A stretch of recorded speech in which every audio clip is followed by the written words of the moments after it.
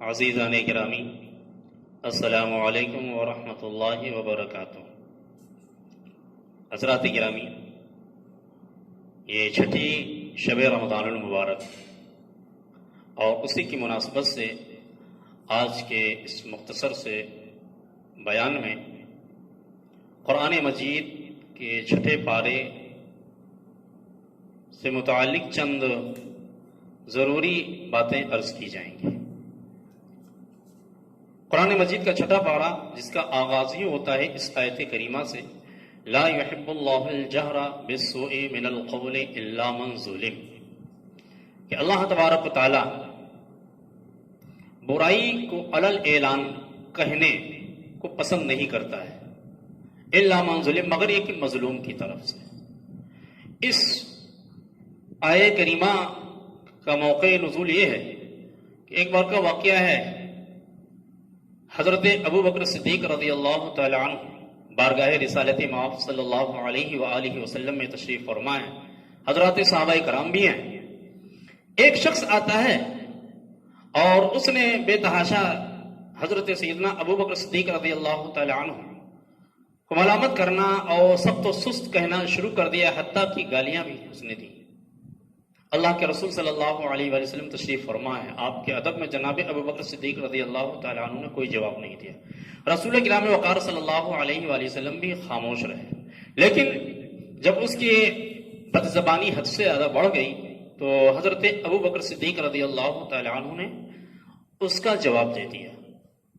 آپ کا جواب دینا تھا کہ رسول کرام وقار صلی اللہ علیہ وآلہ وسلم اٹھے اور چلنے لگے۔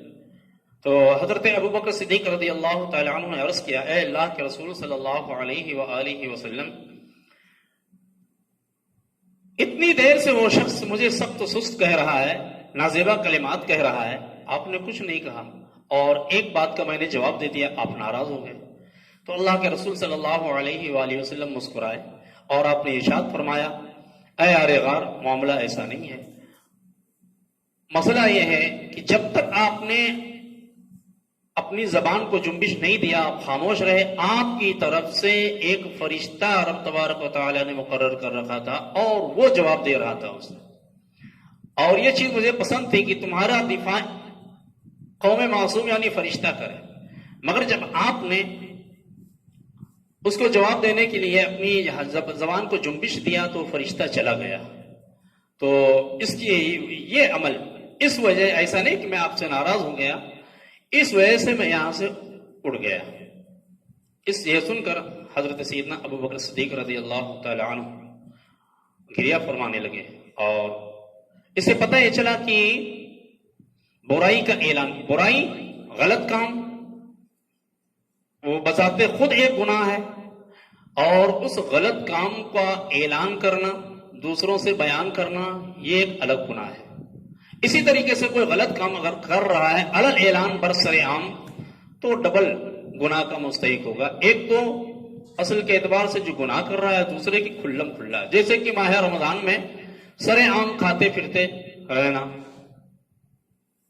تو یہ تو ایک روزہ نہ رکھنے کا وبال ہے ہی ہے، اور دوسرے جو حرمت رمضان کو پامال کر رہا ہے سر عام کھا پی کر کے، یہ دوسرا گناہ اس کے ساتھ۔ ہاں، لیکن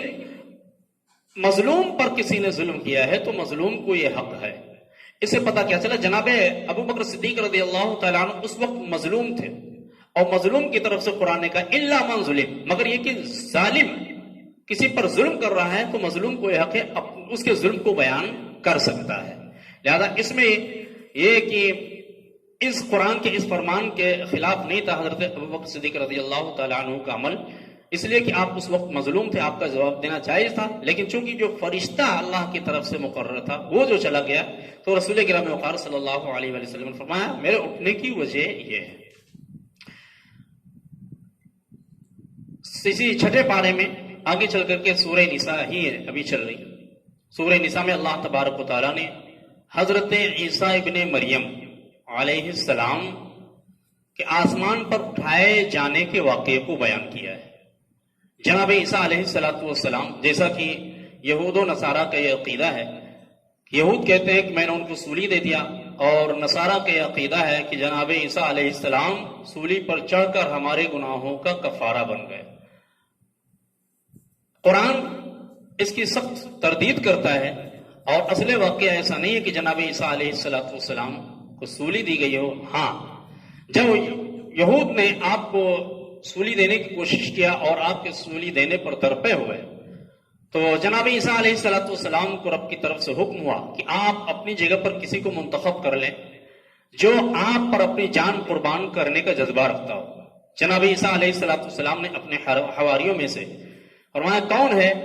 جو مجھ پر اپنی جان قربان کرنے کا جذبہ رکھتا ہو؟ ایک شخص تیار ہوا۔ اللہ تبارک و تعالیٰ نے اس شخص کو جناب عیسیٰ علیہ السلام کی شبیہ عطا کیا،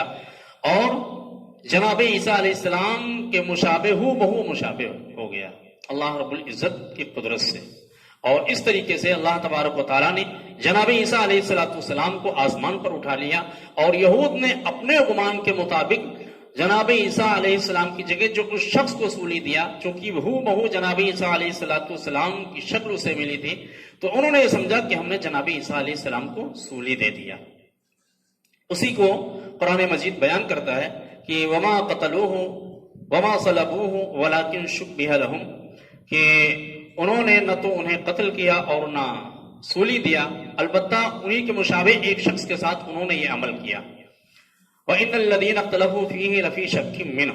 جنہوں نے اس میں اختلاف کیا وہ شک میں ہیں۔ مَا لَهُمْ بِهِ مِنْ عِلْمٍ إِلَّا اتِّبَاعَ الظَّنِّ، انہیں اس کا یقینی علم نہیں ہے، وہ تو صرف گمان کی پیروی کرتے ہیں۔ وَمَا قَتَلُوهُ يَقِينًا، اور خود وہ اپنے علم میں یقینی طور پہ جناب عیسیٰ علیہ السلام کو قتل نہیں کیا۔ بل رفعہ اللہ الیہ، بلکہ اللہ تبارک و تعالیٰ نے ان کو اپنے پاس اٹھا لیا۔ وکان اللہ عزیزا حکیما، اور اللہ تبارک و تعالیٰ غالب حکمت والا ہے۔ اور اسی چھٹے پارے میں آگے چل کر کے سورۃ المائدہ کے آغاز ہی میں اللہ تبارک و تعالیٰ نے ہمیں اور آپ کو سب کو عہد و پیمان اور سختی کے ساتھ عمل کرنے اور اسے پورا کرنے کا حکم دیا ہے۔ اور پھر اس کے تھوڑا سا آگے چلنے کے بعد اللہ رب العزت نے اشیاء محرمات، یعنی کن کن چیزوں کو اللہ تبارک و تعالیٰ نے ہمارے لیے حرام کیا ہے، اس کو بیان کیا۔ ارشاد گرامی ہے، حرمت علیکم المیتۃ والدم ولحم الخنزیر وما اہل لغیر اللہ بہ والمنخنقۃ والموقوذۃ والمتردیۃ والنطیحۃ وما اکل السبع الا ما ذکیتم، کہ تم پر حرام کر دیا گیا مردار، خون، خنزیر کا گوشت، اور اس جانور کو بھی حرام کر دیا گیا جس جانور کو غیر اللہ کا نام لے کر ذبح کیا گیا ہو، اور اسی طریقے سے وہ جانور بھی حرام کر دیا گیا جس کو گلا دبا کر مار دیا گیا ہو، یا کسی جانور کو بغیر دھاردار اوزار سے قتل کیا گیا ہو، یا کہ دیوار سے گر کر کے وہ مر گیا ہو، یا کہ کسی جانور کے سینگ مار دینے سے مر گیا ہو۔ ان تمام جانوروں کے گوشت کو اللہ تبارک و تعالیٰ نے حرام کیا۔ اور اسی طریقے سے وما اکل السبع، کہ جس کو شیر نے جس پہ حملہ کیا اور اس کے گوشت کو اس نے کھایا ہو، مگر یہ کہ اس سے پہلے تم اسے ذبح کر لو۔ تو اشیاء محرمات کا بیان ہوا، تو پتہ کیا چلا مزاج قرآن یہ ہے کہ وہ حرام چیزوں کو بیان کرتا ہے، یعنی دلیل ہمیں کسی چیز کی حرمت کو ثابت کرنے کے لیے ضروری ہے، کسی شے کی حلت کے واسطے دلیل کا ہونا ضروری نہیں ہے۔ اشیاء میں اصل ہے اباحت، کہ اللہ تبارک و تعالیٰ نے اصل کے لحاظ سے ہر چیز کو مباح حلال پیدا کیا ہے، جب تک کہ اس پر اس کی حرمت پر من جانب شرع یعنی شریعت کی طرف سے کوئی دلیل قائم نہ ہو جائے۔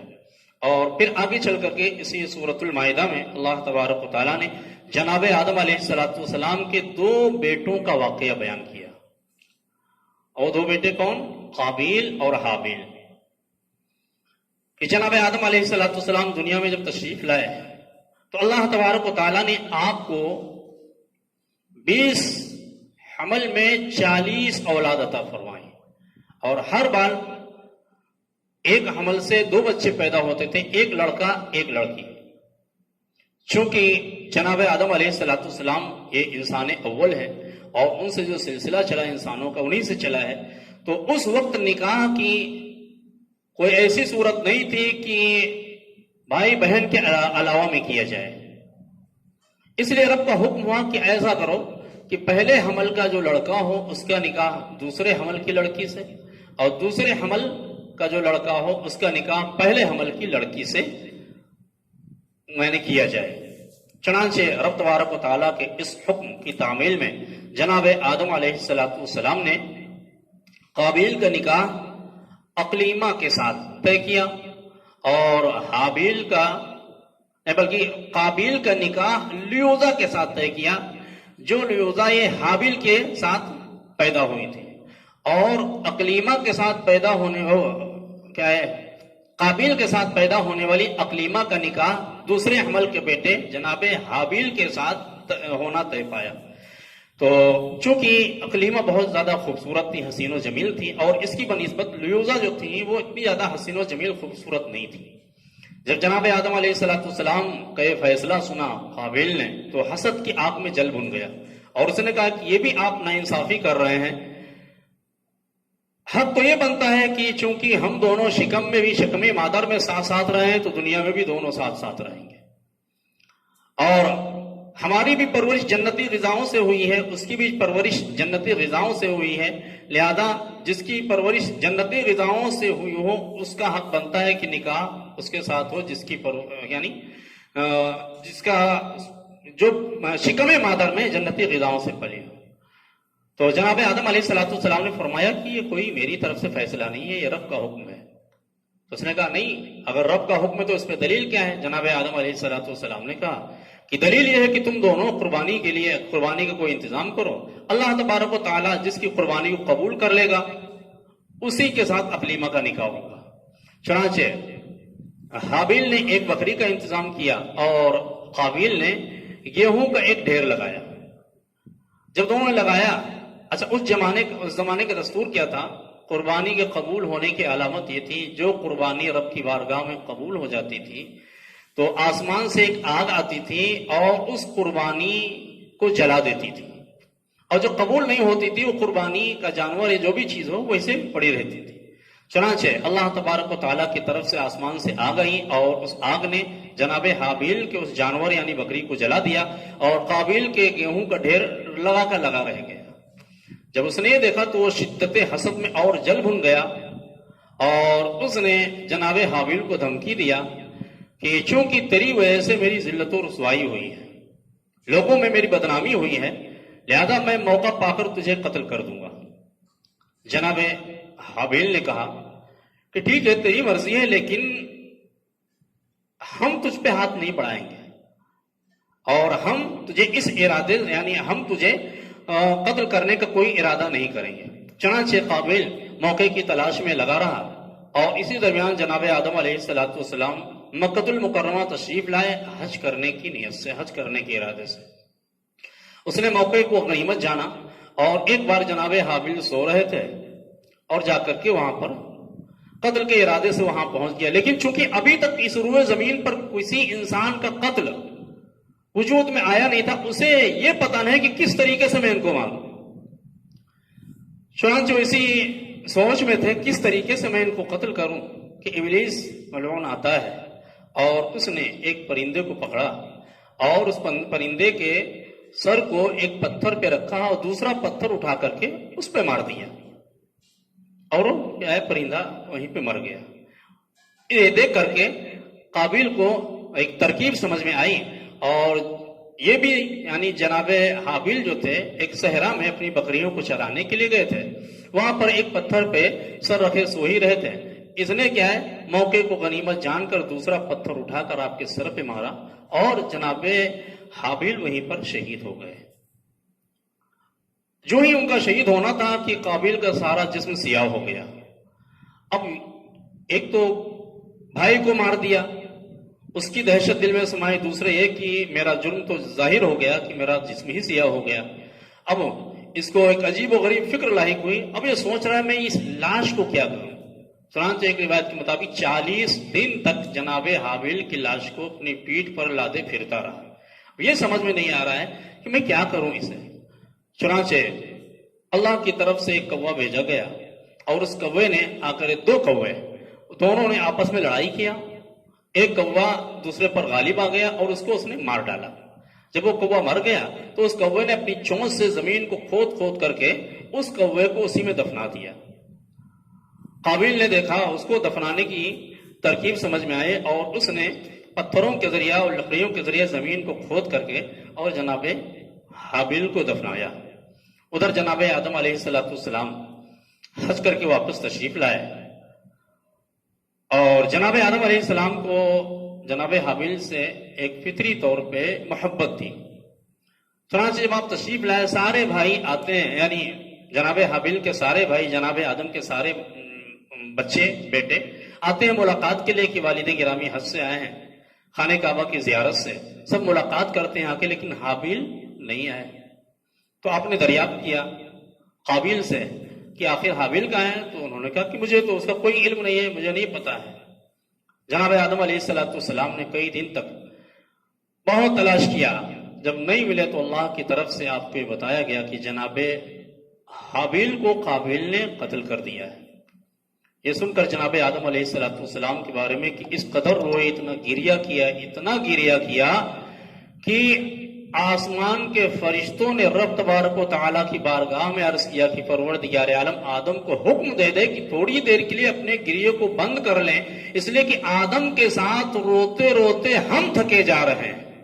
اتنا گریہ کیا جناب آدم علیہ السلام نے۔ اور پھر اس کے بعد دیکھا کہ جب قابیل نے دیکھا کہ والد گرامی کو بھی پتہ چل گیا ہے، بڑی ذلت و رسوائی ہوگی، لہذا اس سرزمین کو چھوڑ کر دوسری جگہ چلا گیا۔ جب وہاں گیا تو ایک دن ابلیس آیا اور اس سے ملاقات کیا اور اس نے کہا کہ کچھ پتہ ہے یہ ذلت و رسوائی کیوں ہوئی؟ کہا وہ کیوں؟ کہا حابیل جو تھا نا وہ آگ کی پرستش کرتا تھا، اس لیے آگ نے اس کی قربانی کو جلا دیا اور اس کو عزت و سرخروئی حاصل ہوئی۔ چونکہ تم آگ کی پرستش کرتے نہیں ہو اس لیے آگ نے تمہاری قربانی کو نہیں جلایا۔ اس طریقے سے ابلیس نے قابیل کو بت پرستی پر بھی آمادہ کیا، بھائی کے قتل پر حسد نے آمادہ کیا، اس کے بعد ابلیس نے آ کر کے بت پرستی پر اس کو آمادہ کیا، یہاں تک کہ وہ قابیل جا کر کے طوفان نوح میں وہ اپنے انجام کو پہنچتا ہے۔ روایتوں میں آیا ہے کہ سب سے پہلے روئے زمین پر جو قتل وجود میں آیا ہے وہ قابیل نے اپنے بھائی حابیل کو قتل کیا، یہ قتل وجود میں آیا ہے۔ لہذا جو کسی کو ناحق قتل کرے گا، جتنا اس کو یعنی عذاب ہوگا اور گناہ ملے گا، اتنا ہی اس قاتل کے کھاتے میں کیا نام ہے گناہ اور عذاب، اس کو بھی عذاب ہوگا، اتنا گناہ اس کے کھاتے میں جائے گا۔ اور چونکہ روئے زمین پر آگ کی پرستش کی بھی رسم بد سب سے پہلے قابیل نے جاری کیا، لہذا جس قدر قیامت تک روئے زمین پر بت پرستی ہے کہ شرک ہوگا، سارا کا سارا گناہ جتنا مشرک کو ملے گا اسی کے مطابق کہ اس کے کھاتے میں جاتا رہے گا۔ اس لیے رسول اللہ گرامی وقار صلی اللہ علیہ وآلہ وسلم نے فرمایا کہ من سن سنتا حسنہ، کہ جس نے کوئی اچھا کام رائج کیا تو جس قدر اس پر لوگ عمل کریں گے اس کو بھی ثواب ملے گا، اور اگر کسی نے کوئی برا طریقہ اسلام میں رائج کیا تو جو وہ برائی کریں گے ان کو تو ملے گا، اتنا ہی اس کو بھی یعنی گناہ ملے گا۔ اللہ تبارک و تعالی ہم سب کو کہنے سننے سے بھی زیادہ عمل کی توفیق عطا فرمائے۔ السلام علیکم ورحمۃ اللہ وبرکاتہ۔